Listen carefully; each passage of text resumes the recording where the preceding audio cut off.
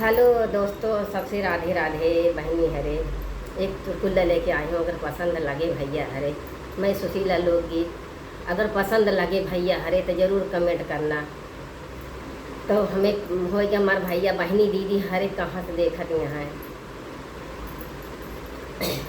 ए दुआरा पे कहरवा जीवा सही वाला मुआ कुआना पे कहरवा जीवा सही वाला मुआ पानिया भरत मोरा घूंघूट निहारे पानिया भरत मोरा घूंघूट निहारे गगरी उठौ तैकारी हैया हो भला मुआ गगरी उठौ तैकारी हैया हो भला मुआ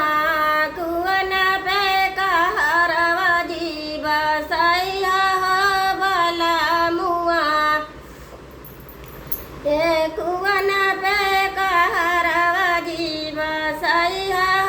भला मुआ पानिया भरत मोरा टिकवा निहारे गगरी उठौ तैकारी हैया भला मुआ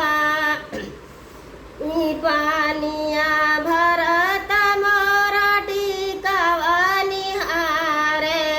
गगरी उठौ तैकारी हैया भला मुआ हे कुआन पे कहरवा जीवा सैया भला मुआ कुआन पे कहरवा जी बसैया भला मुआ पानिया भरत मोरा हरवा निहारे गगरी उठौ तैकारी हैया भला मुआ गगरी उठौ तैकारी हैया भला मुआ कुअन पे कहरवा जीवा सैया भला मुआ पानिया भरत मोरा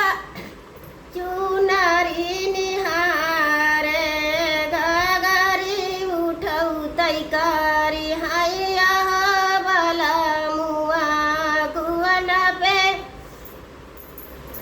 कहरवा जीवा सैया भला मुआ पानिया भरत मोरा पौजानिया निहारे गगरी उठौ तैकारी हैया